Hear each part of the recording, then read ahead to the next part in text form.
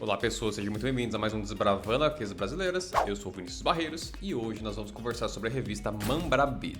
Mas, antes de seguirmos adiante, eu preciso pedir para vocês deixarem um like no vídeo, também deixar um comentário, que é muito importante no engajamento. Se inscreva no canal também para você não perder os futuros vídeos aí que eu vou estar postando. E, obviamente, leia meus quadrinhos. Inclusive, quadrinhos no plural, porque agora tem uma nova paradinha para vocês lerem aí, mas não vou entrar em muitos detalhes ainda, só que, bom, se você clicar nos links você vai ter acesso a ele também, né? Um one shot que eu postei aí essa semana, depois terá um vídeo dedicado, né? Mas enfim. E com tudo isso posto, bora pro vídeo.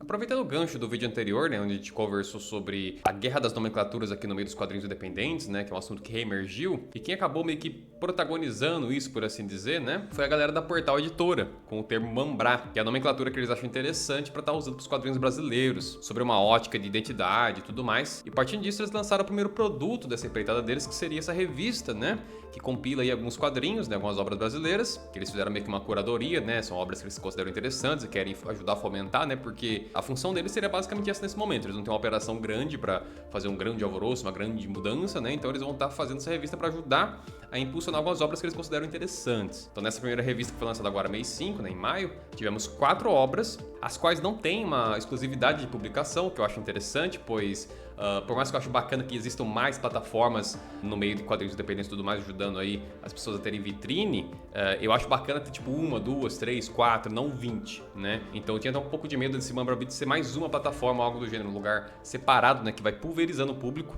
ao invés de aproximar todo mundo num canto só, que para esse momento inicial é muito mais útil, né? Então realmente é uma forma específica dele estar marketando e ajudando essas obras a chegar um pouco mais longe, mas elas não estão presas ali à revista, elas podem ser publicadas em outras plataformas como elas de fato são. E dentre os vários formatos de vídeos que eu queria fazer aqui no canal, um deles era justamente isso, comentar sobre obras de outros autores aí do meio da bolha de quadrinhos independentes. E eu queria trazer uma ótica um pouco mais crítica, porque eu vejo que tem muito receio da parte da galera que tá comentando, os influencers desse meio e tudo mais, né?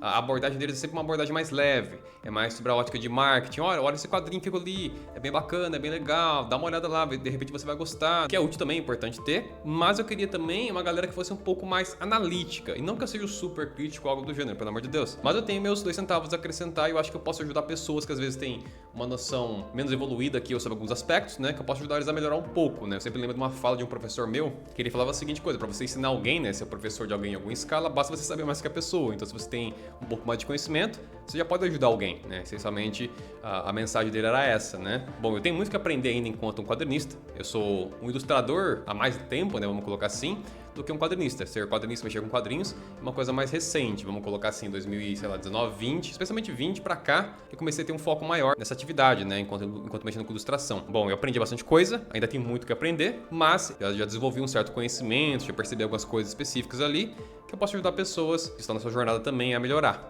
Então, como eu comentei, a Mambrabit ela veio com 4 obras, né? A primeira delas seria o Xará, que é uma obra que já me ganhou por conta da estética, né? Visualmente ela é muito chamativa, mas não é uma obra que possui um estilo de arte que remete a mangá. Ele é muito mais cartunesco, ele é muito mais estilizado, as formas e tudo mais é bem diferente do que se vê, né, em quadrinhos japoneses. E isso eu acho bem bacana, acho bem chamativo. Eu não sei exatamente como ele será recebido dentro da bolha, né? Não sei como é que tá a recepção para estilos de arte tão variados assim, tão distintos, mas eu acho que a galera vai abraçar sim, desde que a história cative através de outros elementos, né? Mas achei bem interessante a abordagem estética, acho que o artista manda muito bem, até esqueci o nome dele agora, depois eu dou uma olhadinha e coloco na edição, me falha agora, não quero ver o nome da galera, mas de longe esse aspecto já me pegou bastante, né? São ilustrações muito expressivas, né? São personagens bem cativantes em seus designs, as suas expressões, o exagero, né? As formas. Mais uma vez eu gostei bastante. Contudo, a trama abordada no primeiro capítulo da obra, ela é, vamos colocar assim, um bloco narrativo não tão adequado para começar, né, a apresentar essa obra para o público. E como assim não tão adequado? E através disso eu quero aproveitar para pontuar uma coisa que é interessante, né? Pois em todos os ramos existem convenções que vão sendo aprendidas, por assim dizer, as pessoas vão percebendo os meios mais adequados de fazer X ou Y coisa dentro de X segmento, né? E quadrinhos não é diferente. E dentro dos mangás lá no Japão, existem também várias convenções, algumas são mais baseadas em lógicas que outras, e uma delas que eu acho muito eficiente seria como eles lidam com o primeiro capítulo de uma obra, porque o primeiro capítulo ele tem a função de te apresentar um bloco narrativo que apresenta muito bem a obra em questão para o leitor. Então quando ele lê o primeiro capítulo, ele já tem uma boa noção se é o tipo de história que ele vai querer seguir lendo ou não. E isso acontece através do quê? Ele apresenta o protagonista, ele vai dar um pouco do contexto, né? Pincelar um pouco de como é esse mundo, o que está acontecendo ou não. ele vai trazer uma espécie de conflito, e não necessariamente uma batalha ou algo do gênero, porque depende o teor da obra, né? Se é um romance, o conflito pode ser, de repente, o personagem gosta do outro ali, encontra ele numa situação específica, eles acabam conversando, ele tá muito nervoso, mas no final tá tudo certo, e eles trocam contato, sei lá. Então isso é um conflito, né? Que emerge na obra, assim como uma obra de ação, de aventura, pode de fato ser uma batalha, né? E através disso você vai ter essa resolução ainda nesse primeiro capítulo, e com isso ele vai se concluir. Então ele entrega um bloquinho narrativo completo que você entende o ritmo da obra, que tipo de elemento ela vai ter, né? Pelo menos em média, sabe? Você tem uma noção. Isso é importante. E infelizmente, né, o primeiro capítulo do Xará, ele não faz um trabalho tão bom nisso. Inclusive, isso meio que se repete nas obras adjacentes também. Tem uma delas que faz um pouco melhor essa questão, depois a gente comenta sobre isso, obviamente, mas é um mal que eu vejo que pega muitas obras aqui na Bora Independente, não só no caso da revista aqui do Mambra Beat, mas várias outras que eu já sentei para ler também ao longo dos meses. Eu falo isso pois no primeiro capítulo a gente é apresentado pouca informação. Você tem basicamente o vilão ali tramando acerca de ter tomado uma das cores do arco-íris, a cor azul, né? A gente não sabe exatamente o efeito disso na Terra, eles não entram em detalhes. E nisso a gente corta pro grupo das crianças que tá indo brincar, jogar bola e tudo mais. Eles vão atrás de um coleguinha deles lá, o Silvô. Só que aí, no caso, ele não consegue atender o portão porque ele tá sendo atacado por umas criaturas. Mas nisso acaba acontecendo muita quebra de tensão, que é uma das questões também que me pegou um pouco na leitura do Xará, do uso demasiado, talvez, de humor. Algumas piadas são estendidas demais, né? Acontece uma situação ali de quebra de tensão, né? Com uma piada de peido. A clássica piada de peido, né? Só que ela se estende demais. Acho que ela prejudica um pouco a situação, porque do outro lado do muro tem um menino sendo basicamente ali possuído por seres das sombras, e do outro a galera fazendo piada de peido, saca? Então não é que você não possa fazer isso, mas toma cuidado com a dosagem e quanto tempo vai durar sua piadinha, seu gagzinho ali de humor e tudo mais, né? Pra não comprometer o outro lado da equação. E nisso, né, em vez da história seguir mais um pouco, a gente vê depois o que acontece com o menino que é possuído, dele ir atrás dos outros e ter algum conflito e ser resolvido. Não, o capítulo já para por aí basicamente. E eu comentei, não é um bloquinho tão adequado. A ponto que eu sei mais sobre Xará por ter lido esse texto aqui que tem no começo da revista, no caso do começo do capítulo, né, que ele descreve um pouco do contexto da obra, né, que é uma obra sobre um conflito de um deus da sombra contra o deus da luz, que seria o deus do sol, alguma coisa assim, né? Então ele narra um pouco mais, que eles já batalharam várias vezes e que o mal tá transmitindo, se preparando, e agora ele volta para uma nova investida, basicamente isso. Então eu sei que tem algo dessa natureza por conta desse texto do começo, não por conta do conteúdo do primeiro capítulo. Então se for pelo conteúdo narrado, eu não tenho substância suficiente para me manter lendo, mas eu gostei muito da arte. Eu quero muito ler mais porque eu quero ver mais desse artista em ação aí com seus personagens e designs interessantes, né? E a segunda obra da revista é A Espada de Oda, que é uma obra que eu não consegui ler no PC, sob hipótese alguma. Então, gente, qual que é a treta? Bom, o site é novo, os caras acabaram de criar e tudo mais, é bem recente, então eu entendo que tem muita coisinha pra mexer, pra melhorar e afins, né? Mas o que acontece? A segunda obra tá ilegível no PC, basicamente isso. Você não consegue ler o conteúdo ali, porque ou a resolução da imagem tá muito baixa, ou é alguma coisa do display do site ali, enfim, mas isso afeta mais essa obra, então eu pressuponho que tem uma relação talvez com o tamanho do arquivo original que eles receberam do artista, né? Porque, cara, não dá pra ler, velho. Você pode dar zoom lá, que tem inclusive a ferramentinha de zoom ali no displayzinho das páginas, né? E tem bastante opção de zoom, só que se a resolução não tá alta, você vai dar o zoom, só vai desfigurar ainda mais, então não adiantou muito. Aí eu pensei, bom, então vou tentar abrir no celular para ver, porque às vezes o site, né, a leitura, como é uma coisa digital, foi pensada para celular, né? E de fato no celular está mais legível, ainda tá bem borradinho, sabe? Não tá, assim, bacana realmente como seria legal que estivesse, né? Mas deu para ler pelo celular, no PC não rolou, cara. Então é uma questãozinha para futuros capítulos, provavelmente eu acho que eles devem ter percebido isso também, não é possível. Né? Se você abrir no PC, você logo nota que não dá pra ler o segundo capítulo ali, no caso a segunda obra, né?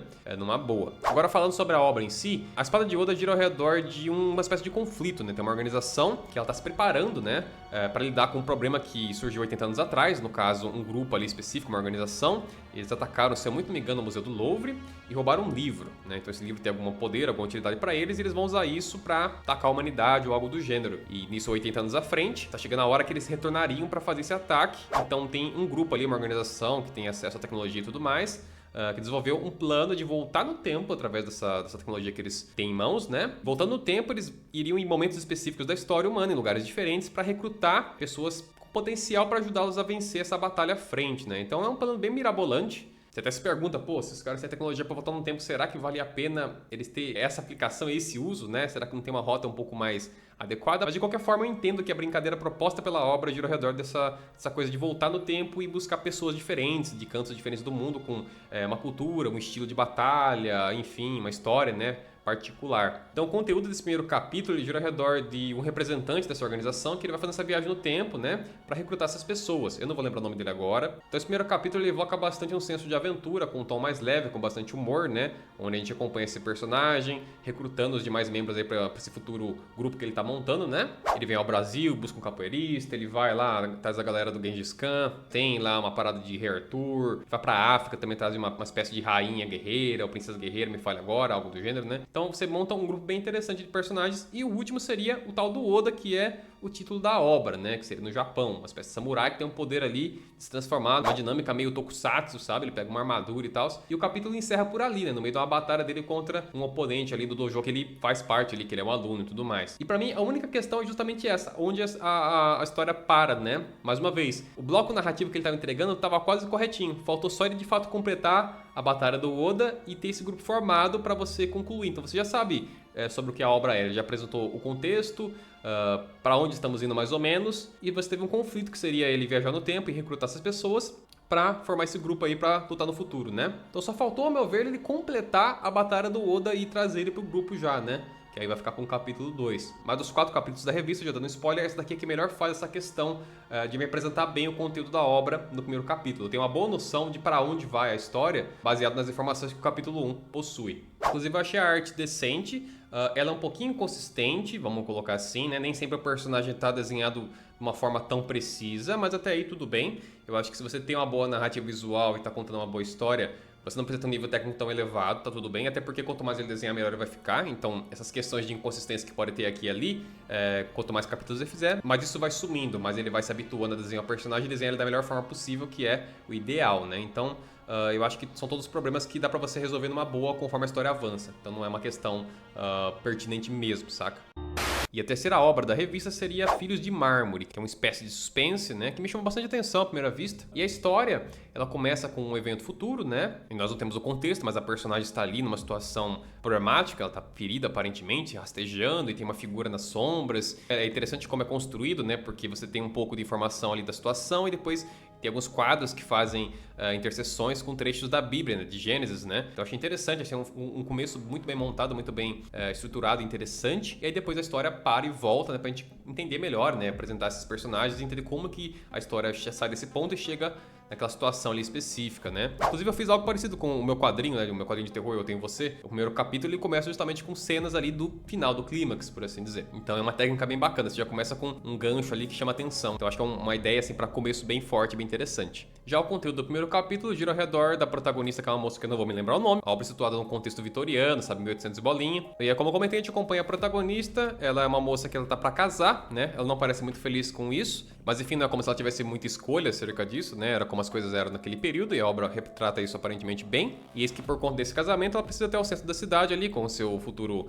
marido, né, seu noivo, para eles averiguarem algumas questões acerca do casamento, escolher, enfim, preparativos. E nisso, o irmão, né, do noivo dela, ele também vai junto até o centro da cidade. Nisso ele tá num café ali, num restaurante. E eis que enquanto ele tá nesse ambiente, ele é abordado por um sujeito um tanto quanto peculiar, que se aproxima dele com uma abordagem mais comercial, né, de negócios, comentando sobre uma possibilidade interessante dele estar abrindo uma filial aí do empreendimento dele em Londres. Então ele chama a atenção dele porque ele sabe que ele tem um interesse em grana, em negócios, né? Mas rapidamente a conversa se transforma para uma espécie de interrogatório, onde ele vai questionando onde ele estava numa data específica, quando fulana morreu ou algo do gênero, né? E aí a conversa que parecia amistosa se transforma numa pancadaria, né? O cara que tava questionando ele simplesmente o agride, né? Pois aparentemente ele cometeu um crime, ou ele acredita que ele tenha cometido um crime. Mas nisso, segurança do rapaz, né? Porque eles são de uma família importante, então eles têm recursos e, consequentemente, um segurança. Ele intervém e nocauteia o sujeito aí que tava questionando ele, que talvez seja uma espécie de inspetor ou detetive, algo do gênero, né? Só que, assim, foi bem súbito a forma como ele transitou de uma conversa pro questionário e depois porrada nele, saca? Se o cara tem experiência nesse segmento, eu acho que ele não provavelmente tentaria aplicar uma pena já no cara na hora, né? Se ele tem enfim, provas que o cara cometeu um crime, ele tentaria fazer ele se entregar, né? Fazer ele se comprometer através das falas, né? E com isso ele poderia tentar fazer o cara ser preso ou algo do gênero. Não, sei lá, tentar agredir ele e achar que vai dar tudo certo, porque é uma estratégia bem burra, né? Então eu espero que a história lide com isso no próximo capítulo, né? Mas o ponto é, a história para por aí, né? Então mais uma vez temos outra obra com o primeiro capítulo que não apresenta um bloco narrativo que me explica o que essa obra é. O que é Filhos de Mármore? Eu não faço a menor ideia. Mas eu gostei do começo, achei interessante. Só que esse início aqui, esse contexto, não me norteia pra nada, sabe? Então eu gostei da arte, achei ela bacana. Me evoca muito o desenho tradicional, né? Não sei como é que foi o processo pra realizar ela. Talvez tenha sido no tradicional e depois finalizado no PC. Tem uma questão ou outra, sim, com inconsistênciazinhas aqui e ali, mas até aí faz parte, como eu comentei também na Espada de Oda. É o tipo de coisa que quanto mais você faz, mais você melhora. Mas, mais uma vez, temos essa questão de o primeiro capítulo não entregar o suficiente, né? Mas eu também fiquei curioso para ver um pouco mais sobre Filhos de Mármore, né? Então, vou ficar de olho. E por fim, mas não menos importante, temos a última obra, que seria Retomada. Retomada é um quadrinho que eu já conhecia de antemão, de todos é o único que eu já tinha lido de fato, né, anteriormente, pois ele foi maquetado nos circuitos aí de divulgação Instagram fora, né, quando ele começou a ser publicado. E como ele foi tratado como uma obra de terror, eu fiquei interessado porque eu também tenho um quadrinho de terror, né? Então eu queria conferir outra obra aí no segmento independente que tá publicando algo nesse gênero. Só que quando eu fui ler o Retomada, eu caí um pouco do cavalo, porque, cara, ele não é um terror. Ele é uma dark fantasy, ele é uma obra que tem uma ênfase grande em batalhas, né? Com poderes e afins contra monstros e tudo mais. Então eu entendo, talvez, a confusão por conta dele ser uma obra violenta, etc., com terror, mas, cara, se sua obra tem uma ênfase grande em conflitos, não dá pra parecer terror, né? Pô, o terror é uma coisa mais cadenciada, mais psicológica. Ele pode ter, sim, momentos de conflito, até uma luta, um enfrentamento direto, né? Mas seriam em momentos-chave, né? Um clímax, uma situação assim, né? Se ela vai ter uma ênfase grande. E eu acho que Retomada terá, pelo que eu pude ver, porque eu li 2 capítulos previamente, né? Aí agora aqui na revista eu reli o primeiro. O marketing trata ele como terror, mas, cara, não é. Eu nem sei se os autores tratam como terror. Eu acho que não. Acho que eles sabem que eles estão fazendo uma obra de ação, né? Eu quero acreditar que saibam. Mas enfim, o Retomada é uma obra onde nós temos um mundo tomado por monstros, né, por criaturas, as quais são extremamente violentas, elas matam as pessoas, às vezes escravizam eles, né, e tudo mais, e os seres humanos têm que sobreviver em meio a essa circunstância totalmente desproporcional. No entanto, eles têm um recurso que os ajuda, né, nesse enfrentamento, que seria a partir dos 11 anos de idade, eles podem estar manifestando uma espécie de poder, né, particular a cada indivíduo, e com isso ele pode estar se defendendo. Então a primeira metade do primeiro capítulo traz pra gente contexto, né, ela faz uma exposição apresentando, né, essa dinâmica desse mundo aí, né, e relação dos humanos com esses monstros. E já a segunda metade do capítulo, ela narra pra gente uma aventura ali de 3 indivíduos que a gente não conhece, né, não foram devidamente apresentados. Eles estão correndo por uma região até que eles se deparam com uma caverna, eles adentram ela e nisso eles são abordados por uma criatura, né, que seria o monstro mais popular aí da obra, por assim dizer. Pelo menos ele tá em tudo quanto é material de divulgação, na capa. Então ele é uma figura importante nessa criatura magrela aí, com a língua comprida. Ele me lembra muito um Licker do Resident Evil, né? Não sei qual foi a referência deles pra criar o design deles, mas quando eu bati o olho nele assim, me lembro do Licker, né? Então nisso começa um enfrentamento aí desses 3 rapazes aí que possuem poderes, né? Enfrentando essa criatura, mas as coisas não dão muito certo. Logo um deles já é morto ali e os demais começam a batalhar ali pra ver se eles conseguem não ter o mesmo destino que o amigo deles. Só que adivinha, o capítulo cessa antes da batalha se concluir. Então seria um conteúdo pro segundo capítulo? Então, como eu comentei, eu já li o segundo capítulo anteriormente, né, porque lançou. E ele também não se conclui no segundo capítulo. O segundo capítulo segue a mesma batalha até o final e aí chegam mais elementos na equação, a ponto que talvez a batalha termine no terceiro capítulo, ou talvez não, eu não sei, porque eu não cheguei a ler, né? Então, tem algumas questões aí pra gente pontuar, né? Mais uma vez, temos o primeiro capítulo que não apresenta um bloquinho narrativo ali fechado pra você ter uma noção se você deve seguir a leitura ou não. E sobretudo ele se estica por muito tempo, que é uma coisa meio negativa porque a história acabou de começar. Eu não tenho apego a nenhum personagem, então mesmo que todos ali morram ou não, né? Não faz muita diferença, sabe? A obra acabou de começar. Então se você tem uma batalha no começo, essa batalha seria muito mais pra você apresentar pro público que vai ter esse tipo de situação, né? Se você gosta de batalhas com poderes, algo mais visceral, mais agressivo, violento. Então, bom, minha obra vai ter esses elementos, então você está apresentando pra pessoa, né? Mas essas batalhas, esse conflito ainda não tem um efeito no público, sabe? A gente não tá muito preocupado ainda com o desfecho de uma luta e tudo mais, né? Nessa altura do campeonato, pelo menos. Mais tarde, são outros 500, mas nesse primeiro momento não cabe muito isso. Então, estender essa batalha por tanto tempo é, cara, negativo, sendo franco. E no segundo capítulo, né, até queimando um pouco de largada, no final dele tem uma transformação do personagem, né? O monstro, ele vira uma outra forma, que é uma coisa que pra mim só não faz sentido acontecer agora na obra, sabe? Tá muito cedo, gente. Eu acabei de conhecer o monstro porque ele já tá ganhando uma transformação. Isso é o tipo de coisa que faz sentido mais tarde um pouco, né? Aí entra uma questão que eu vejo muito na bolha independente na parte criativa, que é o quê? As pessoas, eles leem obras, eles consomem animes que eles gostam, enfim, filmes até, etc, né? Eles gostam muito de alguns tropes específicos, como por exemplo transformações, e eles querem muito performar isso nas suas obras, só que eles não fazem devido à construção para chegar até lá. Então, eu acho que o monstro tem uma transformação, é legal. Eu gosto de transformações, eu adoro transformações. Afinal, né, eu também gosto muito de mangás e mangá sempre trabalha muito com transformação. Só que tem a hora certa pra isso, né? Então, o monstro já ganhou uma nova forma agora, tá cedo demais. Então, a minha maior recomendação pro retomada é isso. Vai com calma, bicho. Vai com calma. Desenvolve primeiro, faz eu me importar com a situação, pra depois você matar a galera, pra depois você trazer novos elementos como mais poderes e afins, né? Enfim.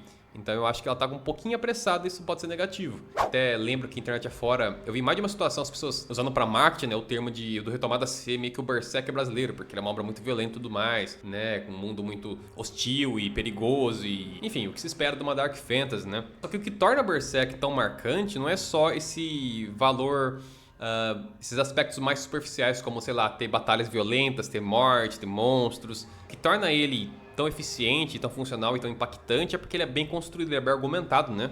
Então, quando você vê o Guts descendo espadada em Apóstolo e quão satisfatório é aquilo, acontece porque a gente sabe a carga por trás dos eventos, né? A carga de por que ele tá caçando esses caras, porque ele tem raiva deles, porque ele quer acabar com a raça desses demônios e tudo mais, né? Enfim, quem leu o mangá sabe, né? A jornada do personagem. Então é importante construir primeiro para depois você entregar esses momentos aí onde é satisfatório ver uma batalha, é satisfatório ver uma matança, né?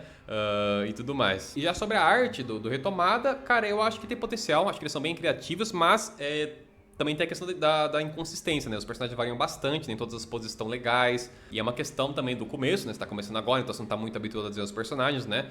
Mas eu acho que, por exemplo, com o monstro, eles saíram muito melhor do que com os personagens humanos. Então as poses do monstro e tudo mais tava muito mais legal e chamativo do que as poses dos personagens, as expressões deles. Por exemplo, as primeiras páginas, que seria aquela introdução, né? Aquela disposição acerca do contexto desse mundo, eu achei que elas fizeram um trabalho melhor, né? Graficamente falando. Tanto a quadrinização quanto as ilustrações estão bem mais legais do que na hora da batalha com os três personagens lá, onde eu acho que eles não passaram muito tempo elaborando os personagens individualmente, o design deles e tudo mais, né? Então na hora de desenhar eles variavam um bocadinho e isso não é tão legal, né? Mas, mais uma vez, sendo o primeiro capítulo, a gente sabe que isso vai melhorar com o tempo, então é uma questão que, enfim, vai ser superado, né? Então a revista Mambra Beat é uma iniciativa bacana no sentido de ser mais uma avenida para divulgação de obras que tenham potencial, né? Vai certamente estar ajudando várias obras aí que, enfim, vierem a ser publicadas por eles ali na revista e tudo mais, ter esse holofote extra. É bacana, porque é difícil marketing é uma das partes mais complicadas que tem. Fazer uma obra boa dá trabalho, mas mostrar para as pessoas é mais trabalhoso ainda, então eu acho que é uma coisa válida. Espero que esse vídeo seja útil de alguma forma para os autores aí, enfim, para eles tem em mente algumas questões de construção e um feedback honesto de quem gosta desse tipo de coisa. Eu adoro esse tipo de histórias, também faço as minhas e, enfim, quero contribuir para que as pessoas melhorem e cheguem o mais longe possível, né? Então agora eu quero saber de vocês, né? O que acharam do Mambra Beat, o que acharam enfim, dos meus pontos aqui levantados. Se vocês já leram a revista, se pretendem ler, né? Quero os comentários aí embaixo para engajar no vídeo e também para saber o que vocês acharam do conteúdo, belezinha? Então, até a próxima!